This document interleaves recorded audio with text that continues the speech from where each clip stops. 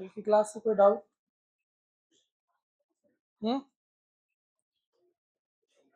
कल की क्लास से किसी को कोई डाउट? देखे हैं कि नहीं जाके घर पे सब लोग? कोई डाउट नहीं?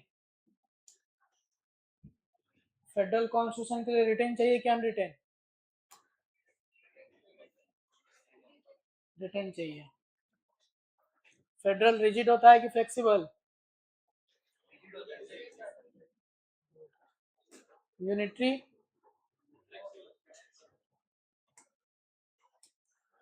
इंडिया का क्या क्या है बताइए, इंडिया के बारे में।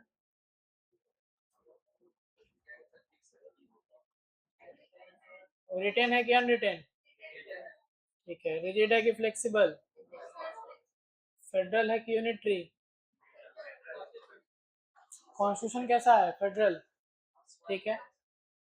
देश ने संविधान क्या है? फेडरल माना जाएगा क्योंकि डिवीजन ऑफ पावर है। और इनएक्टेड है कि इवॉल्व्ड है? अनरिटन दो कैटेगरी में बताए थे, क्या क्या है? कंप्लीटली रिटन और पार्शियली कंप्लीटली रिटन का एग्जांपल? हाँ, सऊदी और इजराइल। और पार्शियली अनरिटन का? ब्रिटेन। संविधान का कोई एक फंक्शन?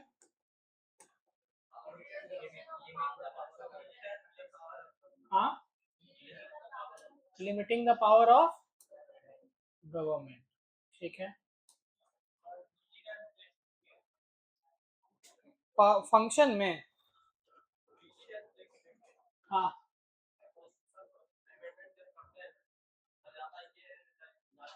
हम पूछे क्या है?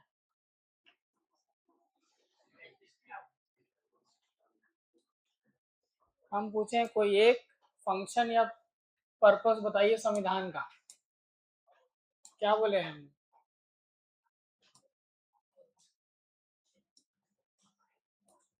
और कोई फंक्शन बताइए जल्दी। Allocation of power. ठीक है।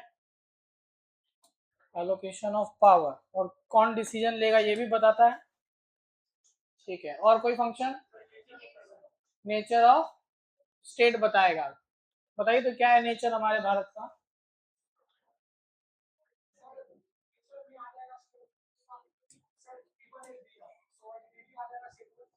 सॉवरेनिटी आ जाएगा और सोशलिस्ट, सेकुलर और डेमोक्रेटिक और रिपब्लिक। ठीक है। और बताइए एक और फंक्शन बताएं। ऑब्जेक्टिव? नहीं ये नहीं, कुछ और बताएं जो कल लिखा है उसमें बताइए।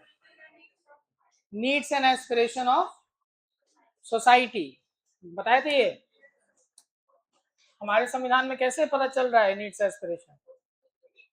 Directive principle of state policy के द्वारा। ठीक है। एक last function, citizenship, national identity provide करता है जिसको क्या बोलते हैं? सिटीजनशिप बोलते हैं। चलिए आज हम लोग क्या स्टार्ट करना है? Organs of state. क्या स्टार्ट करना है? Organs of state. कितना ऑर्गन है? क्या क्या? लेजिस्लेचर, एग्जीक्यूटिव और जुडिशियरी। लेजिस्लेचर का काम कानून बनाना, एग्जीक्यूटिव का काम कानून को लागू करना और जुडिशियरी का काम कानून का रक्षा करना और अगर कोई वायलेशन हो तो इन्फोर्स कराना। ठीक है ना? अब यहाँ पे ध्यान देंगे सब लोग। तीन ऑर्गन हमने देखा, लेजिस्लेचर, एग्जीक्यूटिव और जुडिशियरी होता है। ये लॉ मेकिंग बॉडी होता है, ये लॉ इंप्लीमेंटिंग बॉडी, ये लॉ इंटरप्रेटिंग बॉडी।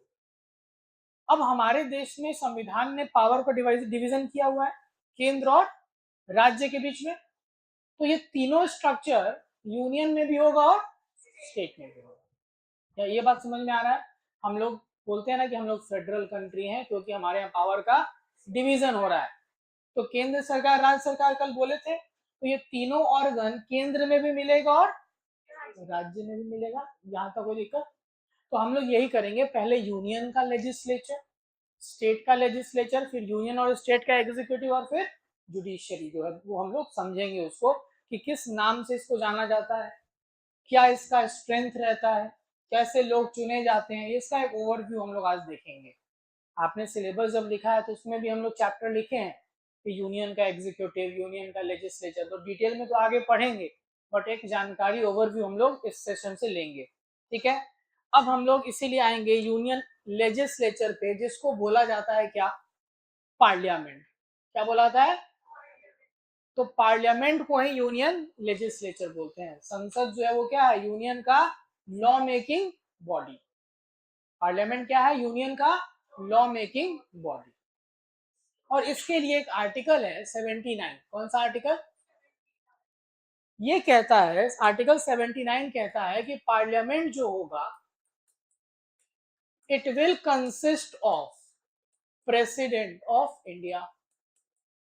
पार्लियामेंट में क्या आएगा, प्रेसिडेंट ऑफ इंडिया।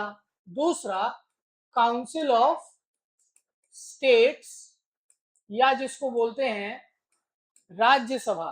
क्या बोलते हैं, राज्यसभा या काउंसिल ऑफ स्टेट्स। और तीसरा, house of people, house of people, या फिर इसको क्या बोलते हैं, लोकसभा। क्या बोलते हैं, लोकसभा। तो आर्टिकल 79 जो है वो कहता है भारत का जो पार्लियामेंट होगा, it will comprise of president of India, council of states यानी Rajya Sabha, and house of people यानी लोकसभा। मतलब 3 इंस्टीट्यूशंस का मिलाकर क्या बना, parliament. President is a symbolic figure in part as a part of parliament because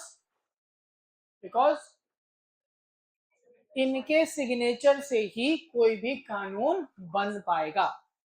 तो प्रेसिडेंट को हम लोग पार्लियामेंट का पार्ट इसलिए रख रहे हैं, आप एग्जीक्यूटिव में भी प्रेसिडेंट को देखेंगे, तो लेजिस्लेचर में प्रेसिडेंट इसीलिए हम लोग को दिख रहे हैं उसके इंटीग्रल पार्ट, क्योंकि उनके सिग्नेचर के बाद ही लेजिस्लेचर का जो काम है कानून बनाना वो कंप्लीट हो पाएगा।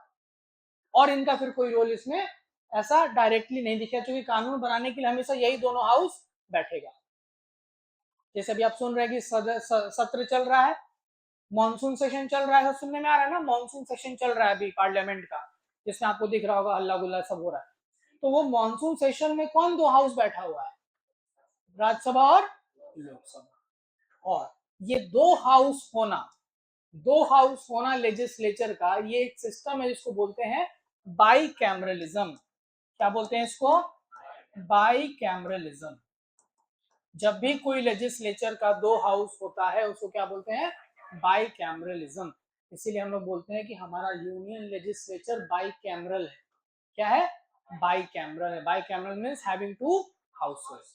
और वो 2 हाउस क्या है, राज्यसभा जिसको काउंसिल ऑफ स्टेट्स भी बोलते हैं, या फिर इसको अपर हाउस भी बोलते हैं। क्या बोलते हैं, upper house.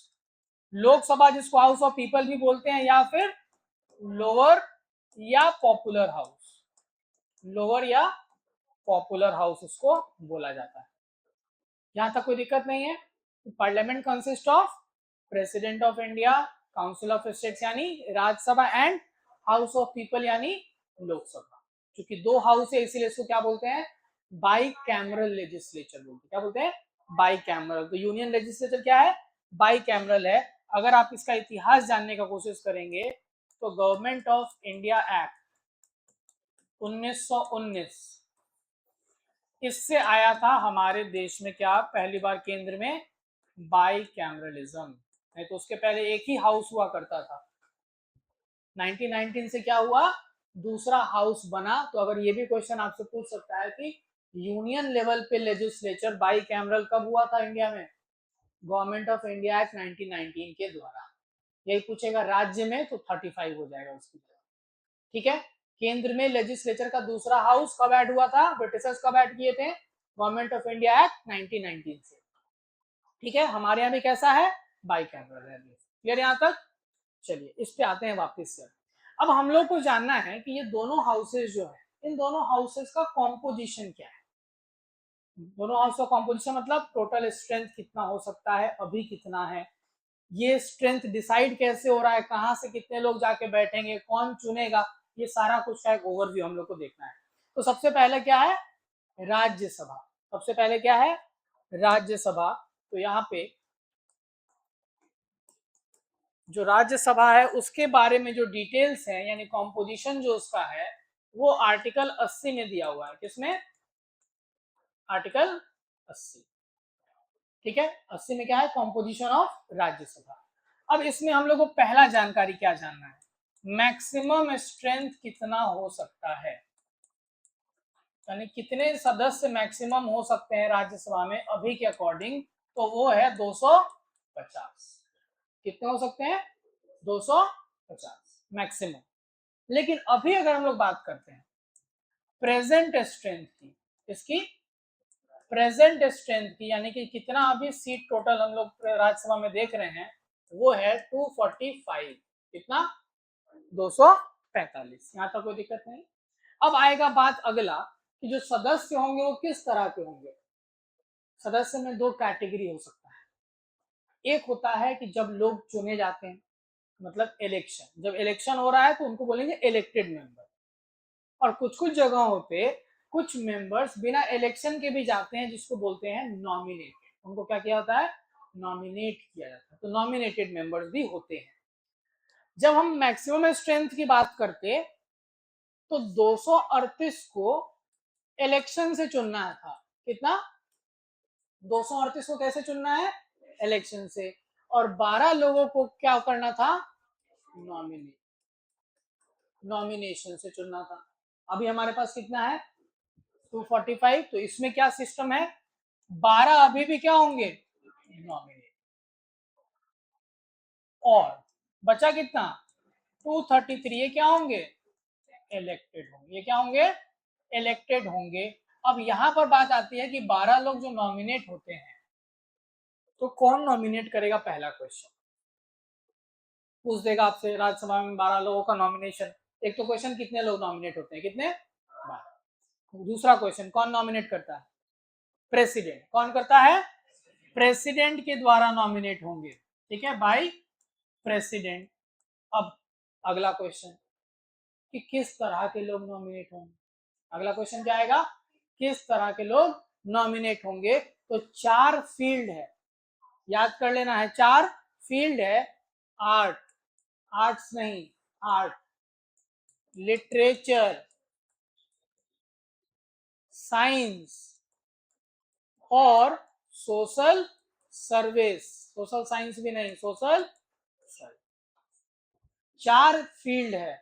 Art, literature, science और सोशल सर्विस। इन 4 क्षेत्र के लोगों में से 12 लोगों को नॉमिनेट कौन करेगा? प्रेसिडेंट। नॉमिनेटेड वाला मामला समझ में आ गया। पहला क्वेश्चन कितना लोग नॉमिनेट होता है? मैक्सिमम 12। कौन करता है? प्रेसिडेंट। किस फील्ड से? आर्ट, लिटरेचर, साइंस और सोशल सर्विस। एक ऑप्शन रहेगा स्पोर्ट्स। जब सचिन तेंदुलकर नॉमिनेट हुए थे तो उसके बाद से क्वेश्चन उठने लगा कि सचिन तेंदुलकर नॉमिनेट हो गया तो क्या स्पोर्ट्स भी कैटेगरी में आ रहा है? तो आर्ट की कैटेगरी में ही जाएगा।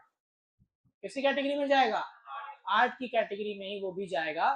जो जो भी आप को करिकुलर एक्टिविटीज करते हैं वो आपका एक आर्टिस्टिक डिस्प्ले है, तो आर्ट की कैटेगरी से ही नॉमिनेट। स्पोर्ट्स ऐड नहीं हुआ, ध्यान देना है, स्पोर्ट्स ऐड नहीं हुआ। विजय माल्या भी नॉमिनेट हुए थे, वो किस कैटेगरी में? वो भी आर्ट।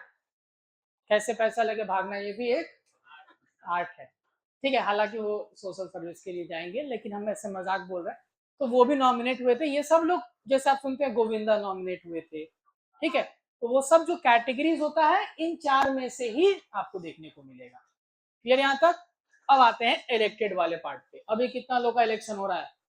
233, 233। अब पहला क्वेश्चन यहाँ पे बनेगा कि ये किस जगह से आएंगे ये 233 लोग, और दूसरा क्वेश्चन बनेगा किस तरह से चुने जाएंगे। पहला क्वेश्चन क्या है? किस जगह से आएंगे, और कितने लोग किस जगह से आएंगे ये डिपेंड करेगा। तो अभी यहां ध्यान दीजिए, जो इलेक्शन होगा वो कहां से होगा? लोग कहां से जाएंगे? जो हमारे देश में डिवीजन है राज्य और यूटीज का ही तो है, स्टेट्स और यूटीज का डिवीजन है। क्योंकि हम जब राज्यसभा की बात कर रहे हैं तो इसका मतलब क्या हो रहा है? Representation of states. राज्यों का ही तो रिप्रेजेंटेशन है ना, राज्य की सभा, रिप्रेजेंटेशन ऑफ स्टेट्स। हमारे यहाँ कितने स्टेट्स हैं? अभी याद नहीं है तो फिर दोबारा से नर्सरी जाइए। कितना स्टेट है? और यूटीज कितना है? 9 की 8? 9 है ना? 8 है। चलिए 28 राज्य और 8 यूटीज है हमारे यहाँ पर, तो यहीं से लोग जाएंगे, ये हो सकता है ना। लेकिन यहाँ पर एक प्रॉब्लम है, 8 यूटीज हमारे यहाँ जरूर है, लेकिन सारे यूटीज से लोग नहीं जाएंगे राज्यसभा। उसका एक कारण है, जहां जहां पे लेजिस्लेचर बन सकता है, जहां जहां पे कौन सा ऑर्गन, लेजिस्लेटिव ऑर्गन बन सकता है, वहीं से लोग जाएंगे कहां पे, राज्यसभा में। दिमाग में बैठा लीजिए, जहां जहां पे कौन सा ऑर्गन होगा, लेजिस्लेचर वाला ऑर्गन बनेगा, वहीं के लोग केवल कहां जा सकते हैं, राज्यसभा में। तो 28 राज्य में हर जगह लेजिस्लेचर तो रहेगा ही रहेगा, लेकिन सारे यूटीज में लेजिस्लेचर नहीं है, केवल 3 यूटीज में ही लेजिस्लेचर है। तो इसीलिए हम लोग यहां लिखेंगे 3, क्योंकि 8 में से केवल 3 जगह पे लेजिस्लेचर है। वो तीनों यूटीज का नाम जम्मू एंड कश्मीर, दिल्ली और पुडुचेरी। और 8 यूटीज हमारे पास हैं, केवल 3 यूटीज में आपको सुनाई देता होगा कि वहां पे सरकार बन रही है, वहां पे इलेक्शन हो रहा है। अब वो 3 ही जगह कौन कौन सा है, जम्मू कश्मीर, दिल्ली और पुडुचेरी। तो इन्हीं तीनों जगह से ही केवल लोग कहाँ जाएंगे, राज्यसभा में। बाकी यूटीज का लोग राज्यसभा नहीं जाता है। क्लियर यहाँ तक? मतलब टोटल कितने जगह से रिप्रेजेंटेशन होगा, 28 और 3 31। क्लियर यहाँ तक? अब ये 28 स्टेट और 3 यूटीज की जब बात करते हैं, तो हम लोग देखेंगे टोटल 3 यूटीज से अगर मिला दे तो कितना सीट जा रहा है, 8। कितना सीट जाता है? अब इस 8 को भी फिर तोड़ दीजिए, पूछेगा। जम्मू कश्मीर से 4, दिल्ली से 3, पुडुचेरी से 1, 4 3 1, 8 हो गया। अब कितना सीट बच रहा है हमारे पास, कितना सीट? मैथ लास्ट में होगा कि नहीं? 225। कितना सीट बचा? 225 सीट हमारे पास बचा। कितने राज्यों को देने के लिए? 28 राज्य। अब ये कैसे डिवाइड किया जाए, बराबर निकल कर तो नहीं आएगा, तो बराबर मिलता भी नहीं है, क्योंकि हमारे यहाँ जो ये डिवीजन होगा सीट्स का इन राज्यों में, वो किस बेसिस पे होगा, पॉपुलेशन, आबादी के बेसिस पे। तो ये ध्यान देंगे, ये जो डिवाइड होगा किस बेसिस पे, on the basis of population.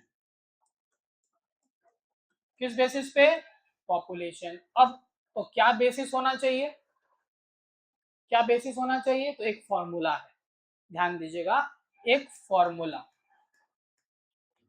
और वो फॉर्मूला कहता है,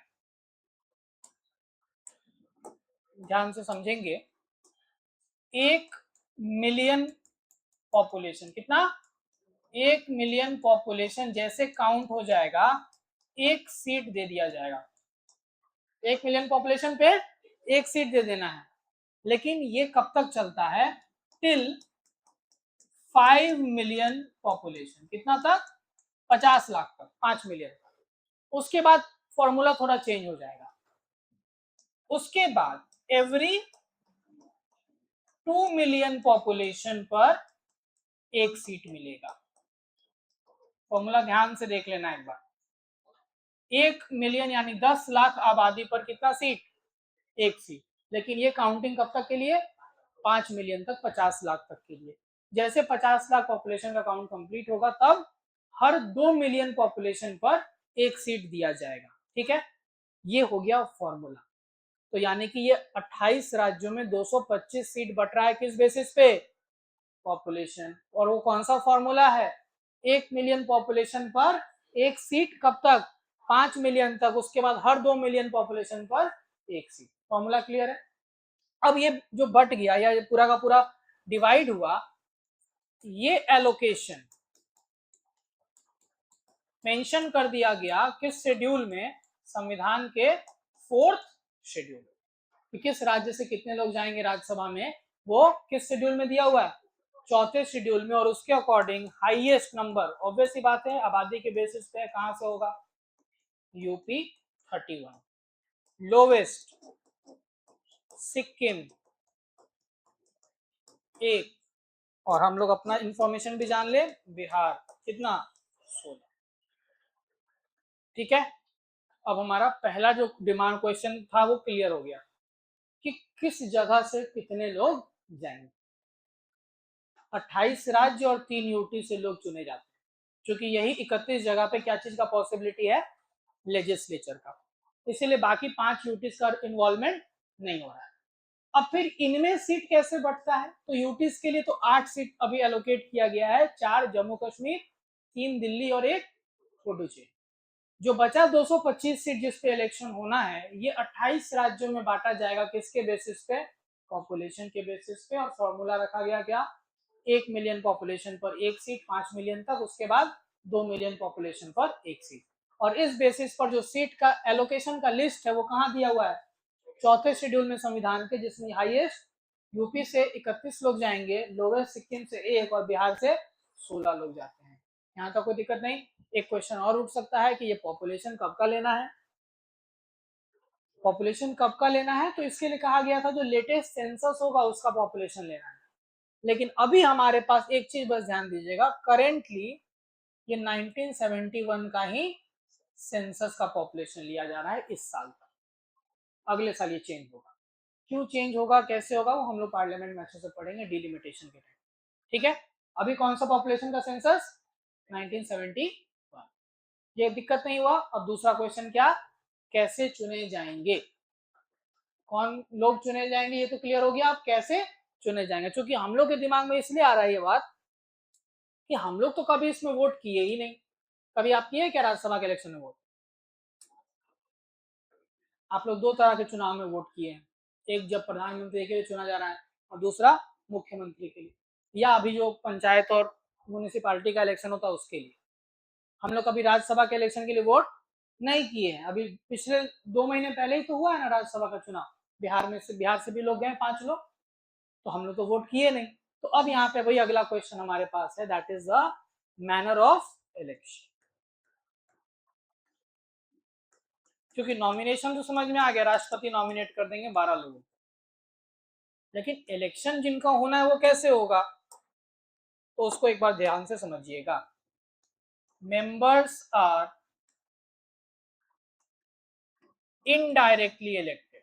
कैसे इलेक्ट होते हैं, मतलब हम लोग वोट नहीं करेंगे, इनडायरेक्टली इलेक्टेड। तो कौन करेगा, elected members of legislative assembly of state.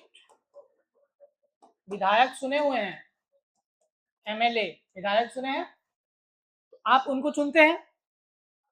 Last year Bihar में इलेक्शन हुआ तो आप अपने यहाँ से एक विधायक चुने, कौन है आपके यहाँ के विधायक,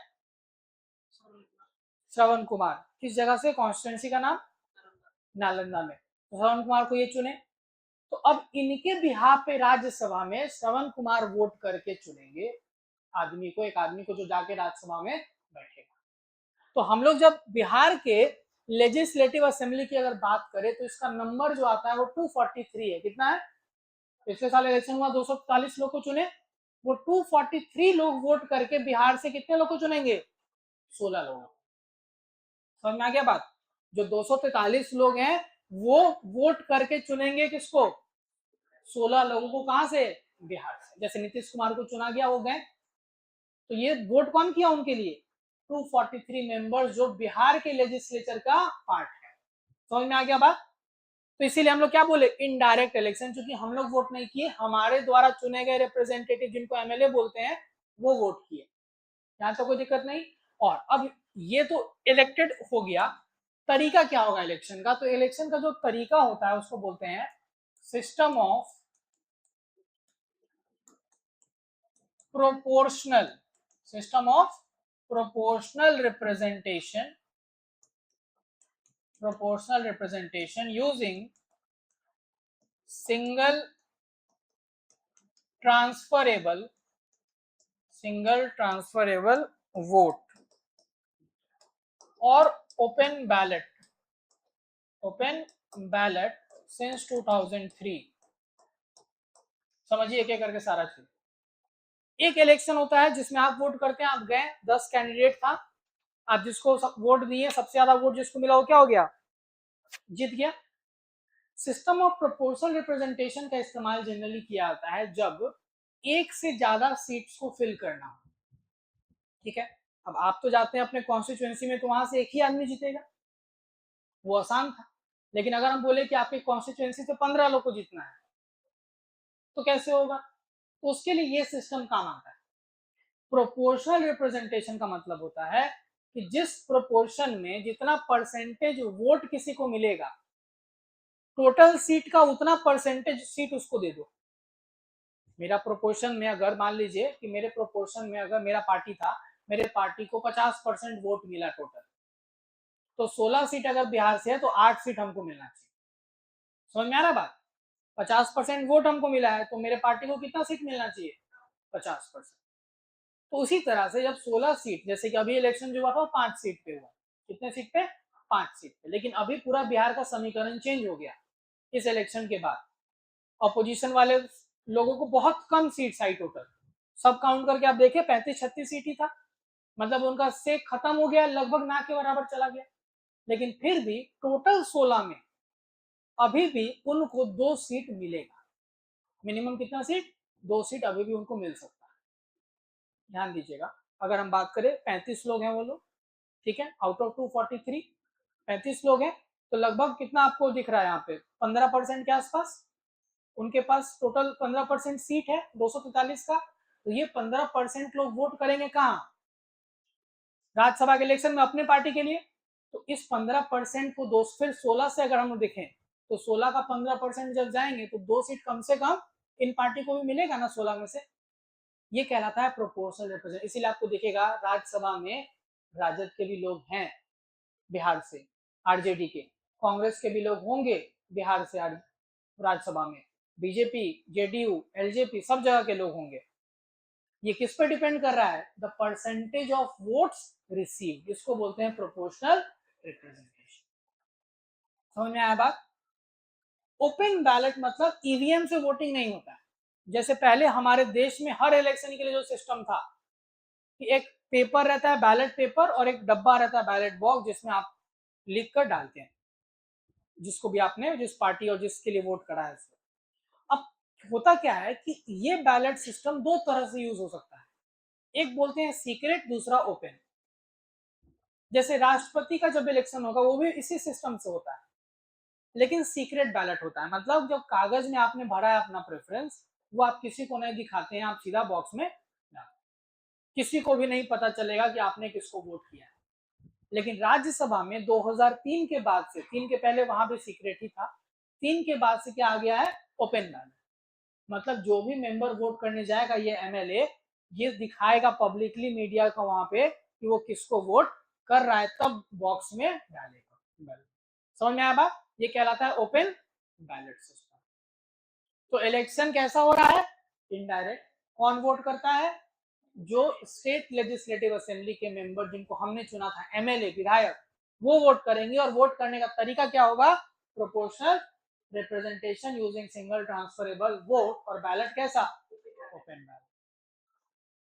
यहाँ तक कोई दिक्कत? राज्यसभा का पार्टी वाला क्लियर हुआ। अब हमारे सामने एक और क्वेश्चन है कि ये मेंबर जो चुने जाएंगे, जैसे नीतीश कुमार अभी चुने गए हैं, तो कितने समय तक के लिए रहेंगे? कितने समय के लिए रहेंगे? तो एक चीज ध्यान दीजिएगा, Rajya Sabha is permanent body. It is permanent body, not subject to dissolution. मतलब इसको भंग नहीं किया जा सकता, ये हमेशा काम करता रहता है। ये बॉडी, ये परमानेंट बॉडी है। लेकिन एक बार मेंबर चुन लिए गए तो हमेशा रह जाएंगे क्या? नहीं। तो ये ध्यान दीजिएगा, बट मेंबर्स का टर्म जो है वो 6 साल है। कितना? And 1/3 member retire every year. 2 years, तो इसका इलेक्शन हमेशा 2 साल पे होगा। 1/3 मेंबर हर 2 साल पे रिटायर करेंगे और नए 1/3 चुने जाएंगे। हाउएवर नीतीश कुमार दोबारा चुने जा सकते हैं कि नहीं? हाँ, चुने जा सकते हैं, confirm. members can be re-elected और re-nominated, ये ध्यान देना है। एक सदस्य जो है वो, जैसे मनमोहन सिंह 7 बार राज्यसभा के मेंबर है, तो कोई भी आदमी क्या हो सकता है, दोबारा इलेक्ट भी हो सकता है, दोबारा नॉमिनेट भी हो सकता है, बट एक बार का टर्म उसका कितना का, और हर 2 साल पे 1/3 मेंबर रिटायर होंगे। इसीलिए आप देखें ना, 16 में से 5 लोगों का ही तो इलेक्शन हुआ था। अभी कितना मेंबर का इलेक्शन हुआ? 1। समझ में? फिर 2 साल बाद 5 या 6 लोगों का बिहार से इलेक्शन। क्लियर यहां तक? बोलिए ना। तो बेसिक क्लास है।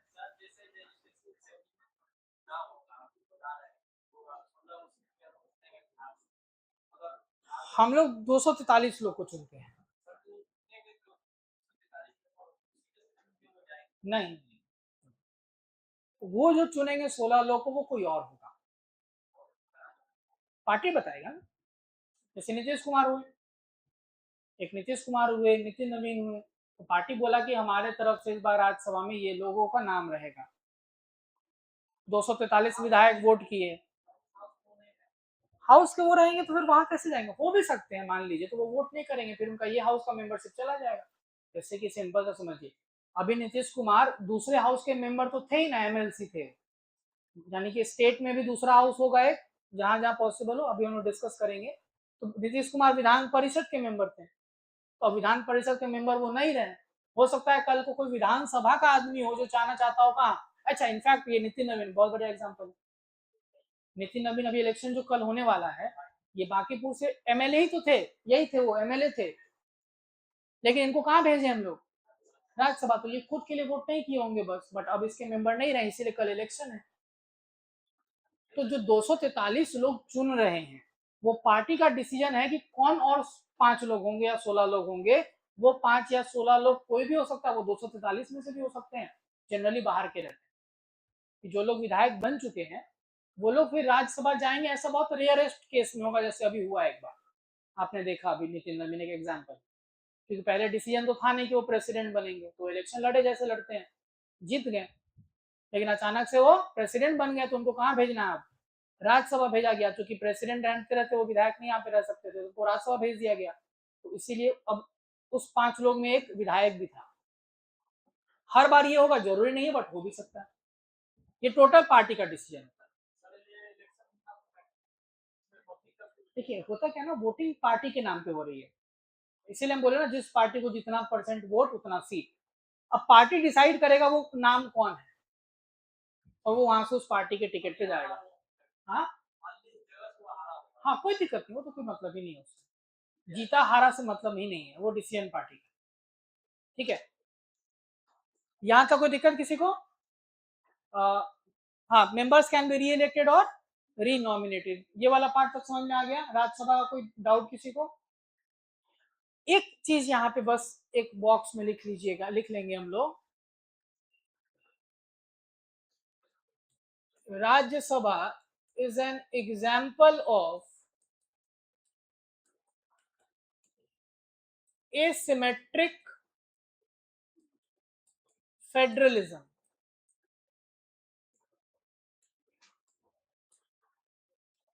ध्यान से समझिएगा, राज्यों का रिप्रेजेंटेशन हो रहा है केंद्र में, यूनियन में, राज्यसभा के थ्रू, तो इसीलिए हम लोग मानते हैं कि राज्यसभा एक फेडरल प्रोविजन है, मतलब दूसरा हाउस होना कैसा प्रोविजन है? फेडरल प्रोविजन, चूंकि राज्यों को जगह मिल रहा है कहां पे? नेशनल लेवल पे। लेकिन क्या राज्यों को बराबर जगह मिल रहा है? बराबर जगह मिल रहा है क्या? रिप्रेजेंटेशन बराबर है? पॉपुलेशन के बेसिस पे है, इसीलिए हम लोग इसको एसिमेट्रिक फेडरलिज्म बोलते हैं। देखिए, सिमेट्रिक फेडरलिज्म उसको बोला जाएगा जब राज्यों का लेवल हर केस में बराबर है, सब राज्य का, कोई भेदभाव ना हो।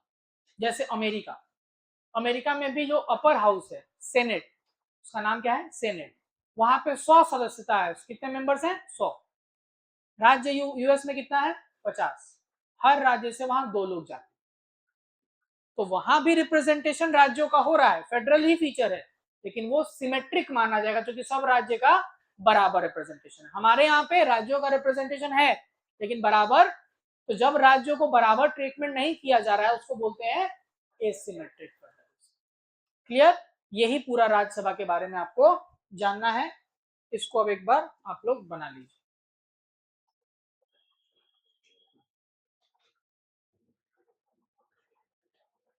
अच्छा, हम इसको बाद में बड़ा कर देंगे, पहले यहाँ से देखिए, इतना बनाइए।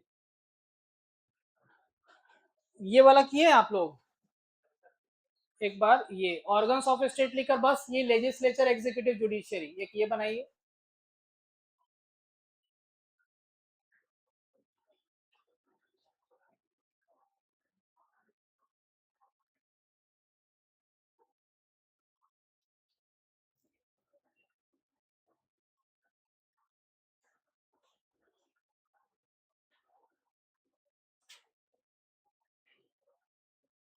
परसेंटेज ऑफ वोट हो या नंबर ऑफ मतलब मेंबर तो चुने जाएंगे राष्ट्रसभा के लिए, जो MLA number of MLA number of percentage of vote थोड़ी हो।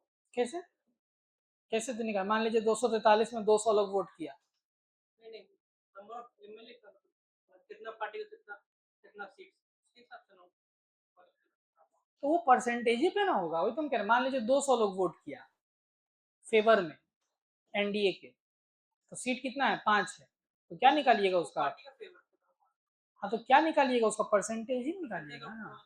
आउट ऑफ 243 200 लोग वोट किए तो वो परसेंटेज ही निकल के ना 5 का डिसाइड होगा। जैसे समझिए ऐसे सिंपल, मान लीजिए पूरा 16 सीट पे इलेक्शन हो रहा, ठीक है, अब बीजेपी के द्वारा जो कैंडिडेट खड़ा किया गया था, बीजेपी के द्वारा उस पर्टिकुलर बीजेपी पार्टी को टोटल वोट किया 90 लोगों ने आउट ऑफ 243, तो 243 का 90 निकल कर कितना परसेंट आ रहा है, लगभग मान लीजिए 25% आ रहा है, तो 16 में से 4 सीट कितना किसको जाएगा, बीजेपी के कैंडिडेट को जाएगा, तो परसेंटेज तो निकालना ही पड़ेगा आपको, प्रोपोर्शन इसीलिए बोल रहे हैं। ये हो गया ना। एक ये बना लीजिए,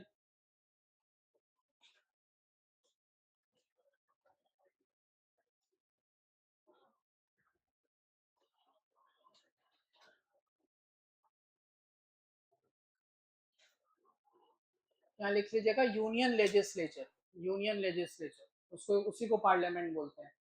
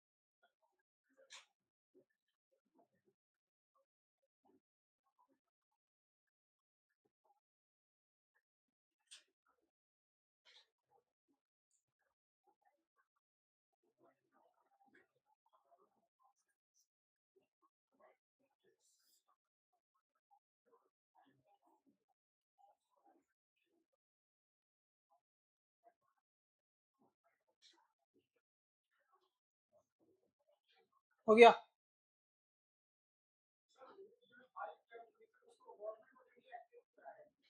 1919 का।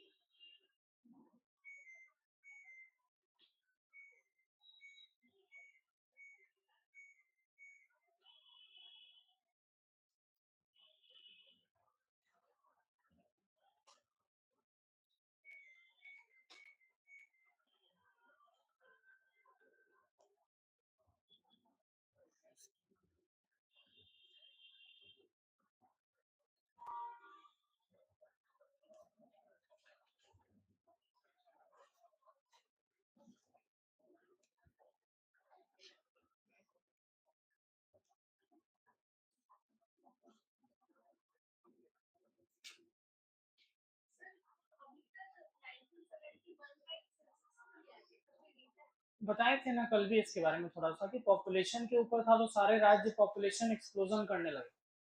तो इंदिरा गांधी को पॉपुलेशन कंट्रोल जरूरी है, तो इसलिए इस पर रोक लगा दिया। 71 वाला सेंसस ही यूज हो।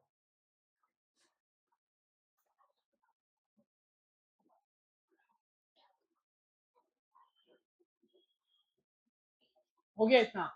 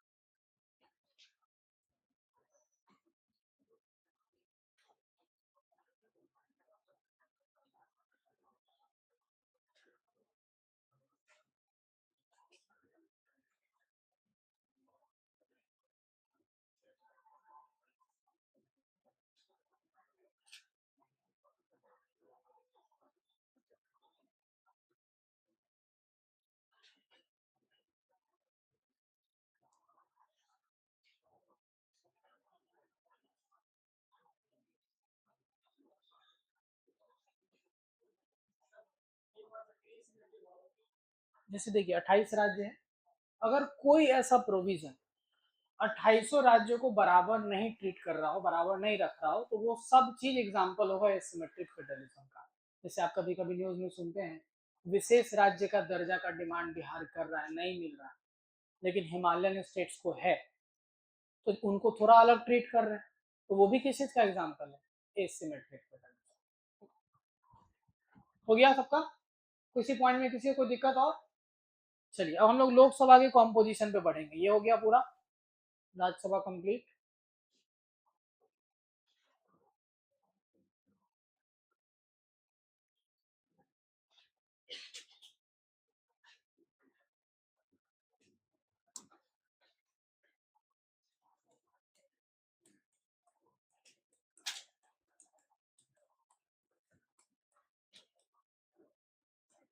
और लोकसभा का जो कॉम्पोजिशन है वो दिया हुआ है किस आर्टिकल में, इसके जस्ट बाद 81।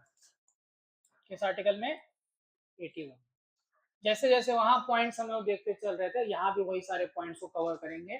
सबसे पहला क्या देखे थे वहां पे कि टोटल स्ट्रेंथ मैक्सिमम कितना हो सकता है। तो पहला चीज क्या देखना है, मैक्सिमम स्ट्रेंथ। तो कहा गया मैक्सिमम स्ट्रेंथ जो इसका है वो हो सकता है 550। कितना? 550।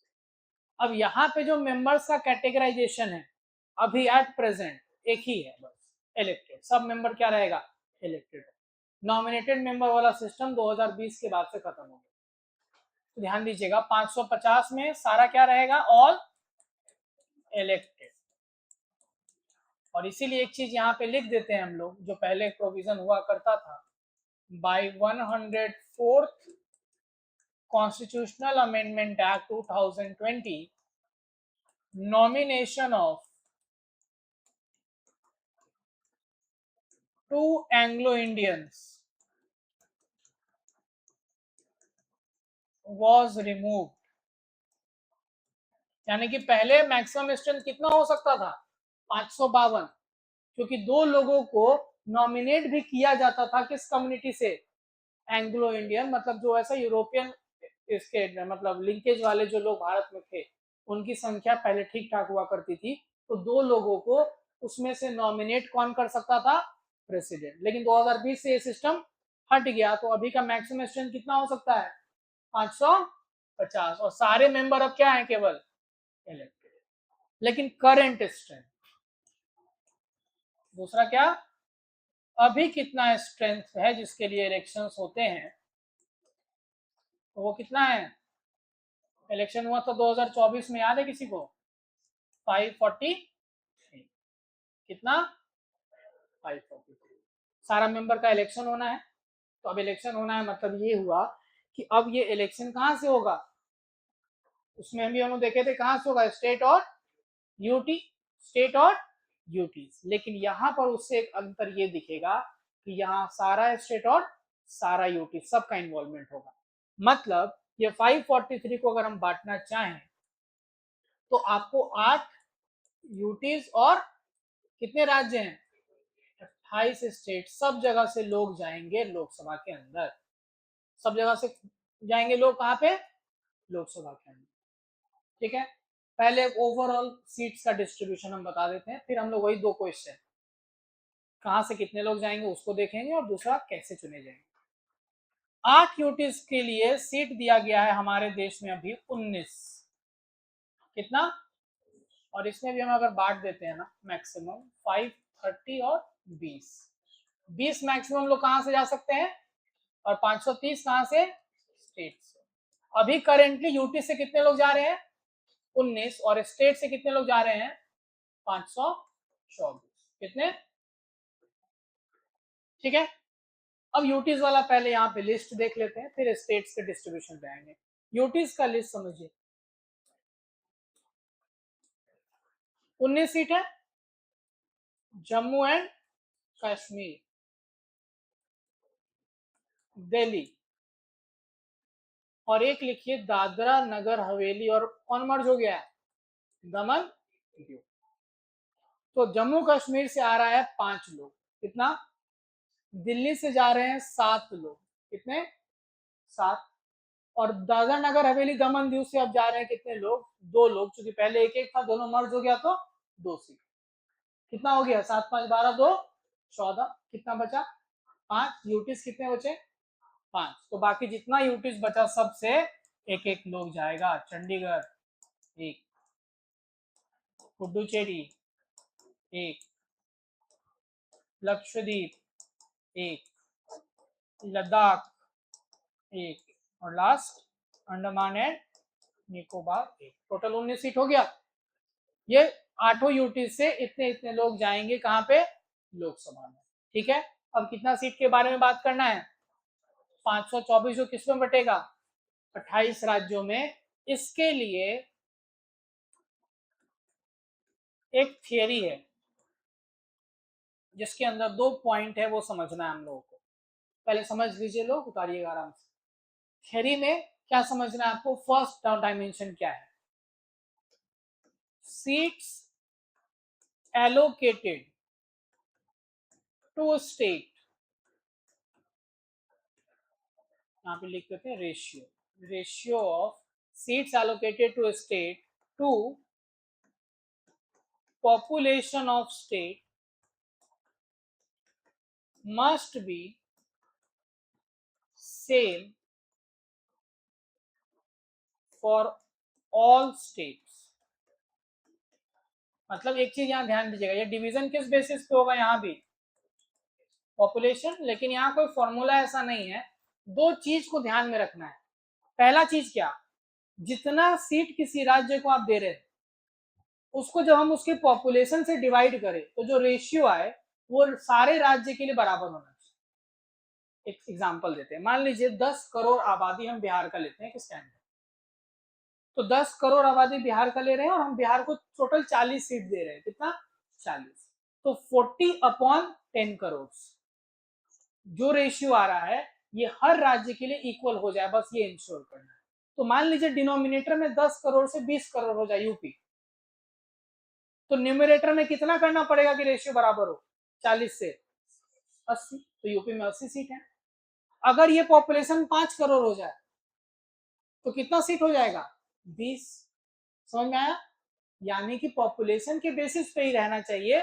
बस ये ध्यान दीजिए कि जितना सीट उस राज्य को आप दे रहे हैं और उसका जो आबादी है, ये जो रेशियो निकल कर आए ये 2800 राज्य के लिए सेम निकल कर आना चाहिए, तो सीट इस बेसिस पे दिलाएगा। यहाँ तक कोई दिक्कत, तो बिहार को 40 सीट मिला हुआ है, कितना मिला हुआ है 40 सीट। और दूसरा जो आपको चीज ध्यान में रखना है यहाँ पर, seats in state shall be divided in territorial constituencies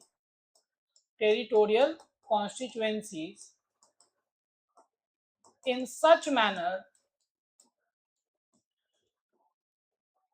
that every constituency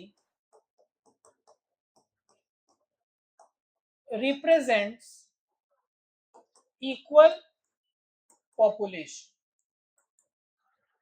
दूसरा चीज समझिए ध्यान से, बिहार को 40 सीट मिल गया। अब ये 40 सीट बिहार का जो पॉलिटिकल मैप है उसमें इस तरह से बांटा जाना चाहिए कि हर क्षेत्र जो है, जिसको कॉन्स्टिट्यूएंसी बोलते हैं, हर क्षेत्र बराबर पॉपुलेशन रिप्रेजेंट कर रहा है।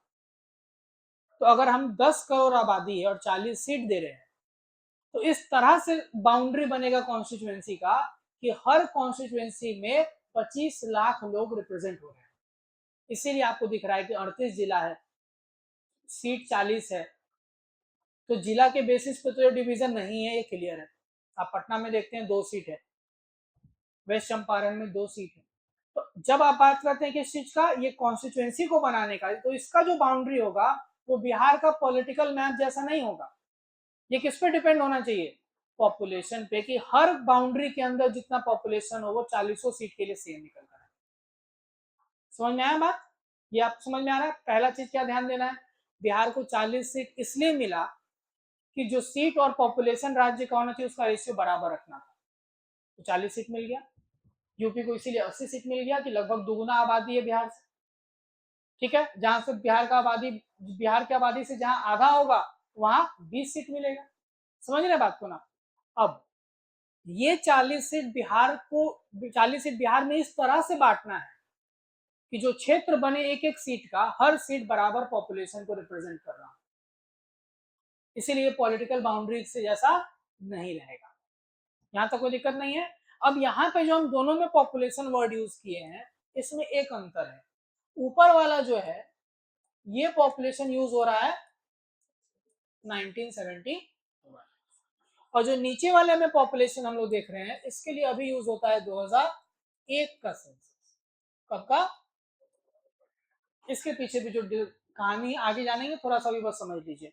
1976 में इंदिरा गांधी रोक लगाई थी इस चीज के ऊपर कि 71 वाला सेंसस 25 साल तक यूज होगा। तो 25 साल 76 से कितना कब खत्म होगा? 2001। क्या किया सरकार जब आया उस समय बीजेपी वाला, उसने किया कि 25 साल के लिए और रोक लगा दिया। 71 वाला सेंसस यूज करने के लिए ही कहा, लेकिन इस चीज के लिए,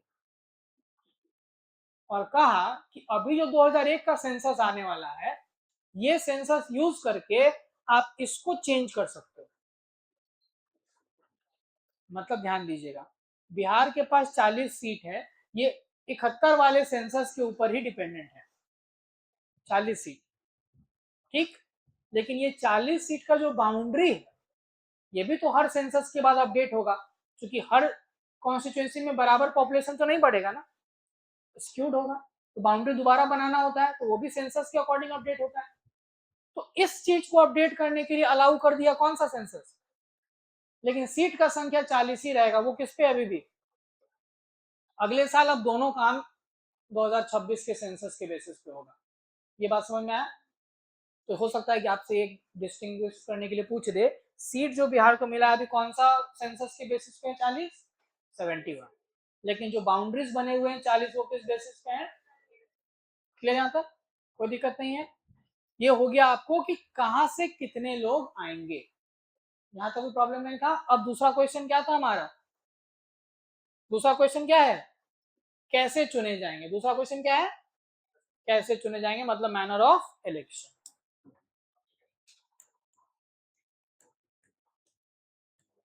ये आसान है, इसमें ज्यादा दिमाग हम लोग को नहीं लगाना होगा।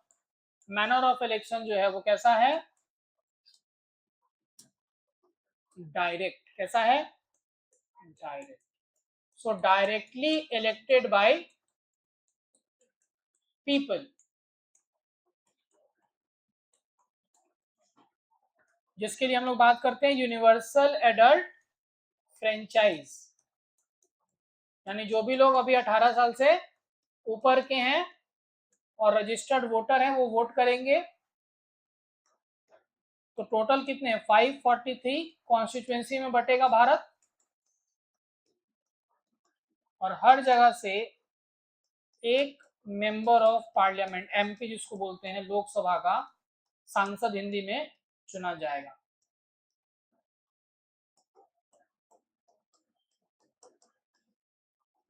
ठीक है, हर कॉन्स्टिट्यूएंसी से आप एक सांसद को चुनेंगे, यूनिवर्सल एडल्ट फ्रेंचाइज। लेकिन यहां जो इलेक्शन का तरीका है, that is first past the, जैसे वहां सिस्टम ऑफ प्रोपोर्शनल था, यहां वाले सिस्टम को बोलते हैं first past the post system, FTTP. FTTP क्या होता है ये ध्यान दीजिए। और वोटिंग होता है किसके थ्रू? बैलेट पेपर होता है क्या? ईवीएम। वोटिंग थ्रू ईवीएम, और ये हो रहा है 2004 से,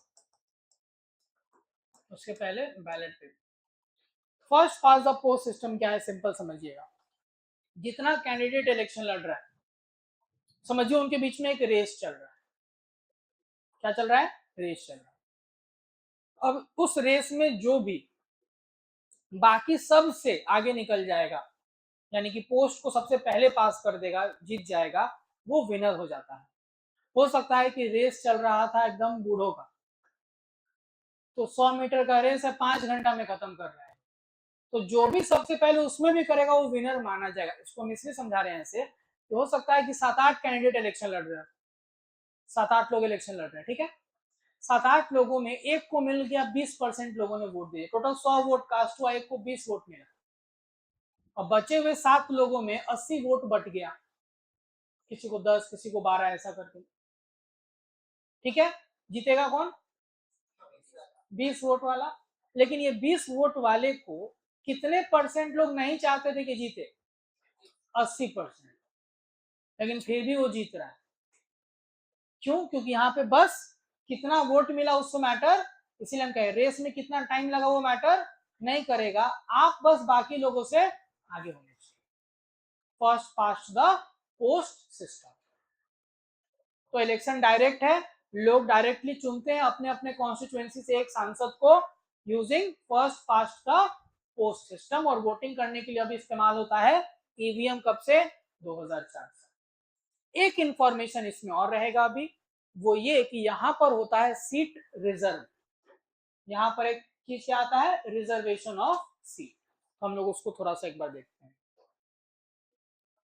रिजर्वेशन,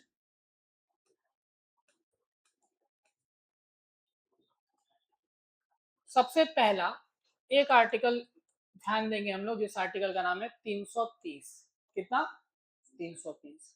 ये कहता है कि शेड्यूल कास्ट और शेड्यूल ट्राइब के लिए रिजर्व होगा किस प्रोपोर्शन में? Proportion of population. Proportion of, तो जितना भी सीट है उसमें शेड्यूल कास्ट और शेड्यूल ट्राइब के लिए सीट रिजर्व किया जाएगा उनका आबादी के प्रोपोर्शन। जितना उनका प्रोपोर्शन होगा पॉपुलेशन का, उतना परसेंट सीट उनके लिए रिजर्व किया जाएगा। ठीक है। अब जैसे यहाँ पे हम लोग अगर बात करें एग्जाम्पल, तो बिहार में टोटल सीट कितना है? 40। शेड्यूल कास्ट के लिए यहाँ पर कितना सीट रिजर्व है? 6 सीट। शेड्यूल ट्राइब के लिए 0, क्योंकि यहाँ पे आबादी उतना अब झारखंड के बाद नहीं है। 330 आर्टिकल किसकी बात कर रहा है? शेड्यूल कास्ट और शेड्यूल ट्राइब के लिए सीट रिजर्व रहेगा उनके प्रोपोर्शन के बेसिस पे। ठीक है। एक रिजर्वेशन अभी हाल में ऐड हुआ, और वो क्या है? Women reservation. तो उसके लिए आर्टिकल देखेंगे हम लोग दूसरा, that is article 330 A. 330 A ये किससे ऐड हुआ है? By 106th constitutional amendment act. 106वां जो अमेंडमेंट हुआ है उसी से ऐड किया गया वुमेन रिजर्वेशन लोकसभा के अंदर। और ये 330 ए कहता है कि वुमेन के लिए 1/3 सीट क्या किया जाएगा? रिजर्व किया जाएगा। और साथ ही साथ ऑल्सो इन SC/ST रिजर्वेशन। इसका मतलब ये हुआ कि 6 सीट बिहार में रिजर्व है किसके लिए? शेड्यूल कास्ट के लिए। तो 6 में से इसका भी 1/3 यानी 2 सीट SC फीमेल के लिए रिजर्व हो जाएगा। ठीक है। तो 1/3 सीट वुमेन के लिए रिजर्व हो जाएगा आउट ऑफ 543। और फिर SC/ST का जो रिजर्वेशन होता है जिस जगह पे जितना, उसका भी 1/3 महिलाओं के लिए उस कैटेगरी के रिजर्व हो जाएगा। ये क्लियर यहां तक? यहां तक कोई डाउट किसी को नहीं? लास्ट चीज सीट एलोकेशन के बारे में थोड़ा सा बात कर ले, हाईएस्ट और लोवेस्ट। तो सीट एलोकेशन जो है पॉपुलेशन बेसिस पे चूंकि किया जा रहा है, तो हाईएस्ट कहां से होगा बताइए? यूपी। कितना? 80। लोवेस्ट हमने देखा ऑलरेडी यूटीज में जो सीट्स है वो एक एक सीट दिया गया है, तो वो लोवेस्ट आप देख लेंगे। सारे यूटीज जो है 5 यूटीज, उसको कितना सीट है? 1 सीट। बिहार कितना? 40। यहाँ का कोई दिक्कत नहीं है। मेंबर का टर्म,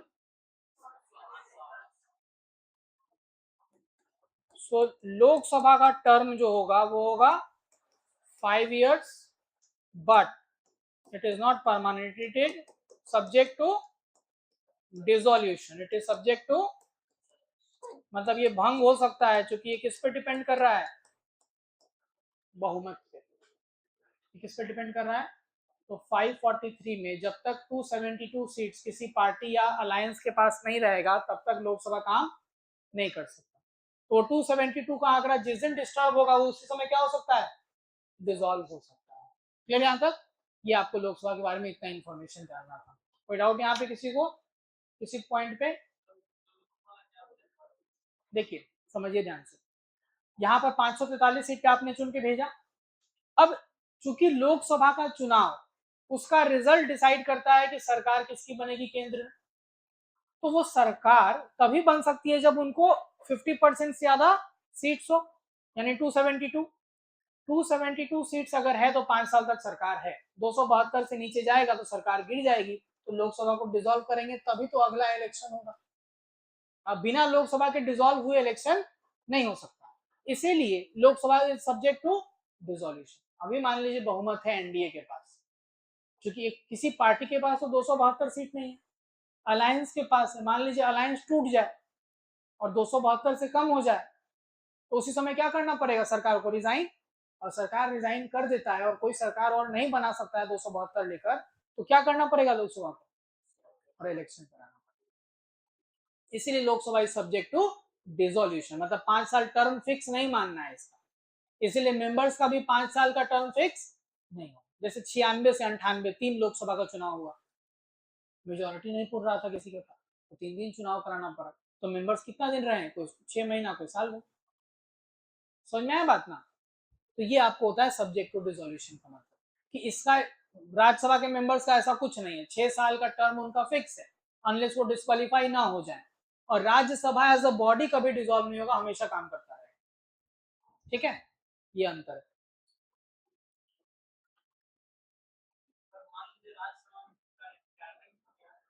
क्या हो गया, रिटायरमेंट क्या कोई अपर एज लिमिट है कि रिटायर हो जाएगा जी? तो रिटायर काहे होगा, सरकारी नौकरी थोड़ी है, अपर एज लिमिट नहीं है कुछ। हमारे क्या, तो खत्म। 6 साल जो है वो उनका टर्म है, कोई अपर एज लिमिट नहीं है कि हाँ 65 साल तक ही नेता लोग रहेगा। देखते थे हमारे पीएम साहब 75 76 में चमक रहे हैं।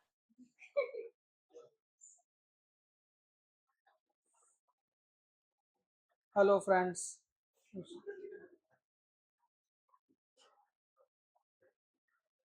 अब सही है, उनको एक नया चल गया चस्का, अब रील बनाने का, अब विदेश कम जाएंगे।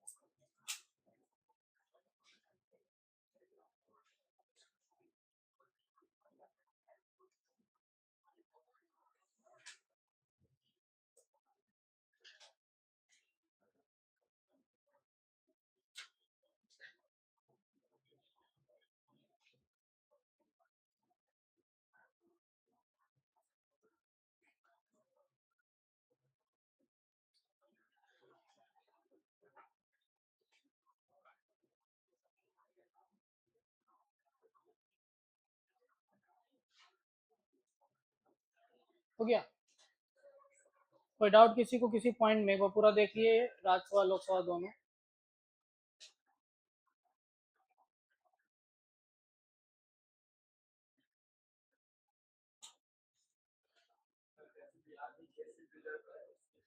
एससी के लिए, हाँ।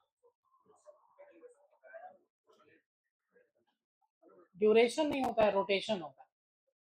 वही डिलिमिटेशन के टाइम पे। जैसे मान लीजिए अभी गोपालगंज रिजर्व है, तो कल को गोपालगंज में कोई और सीट रिजर्व हो जाएगा, वो रोटेट होगा वही 40 के अंदर। किसी को और कोई डाउट?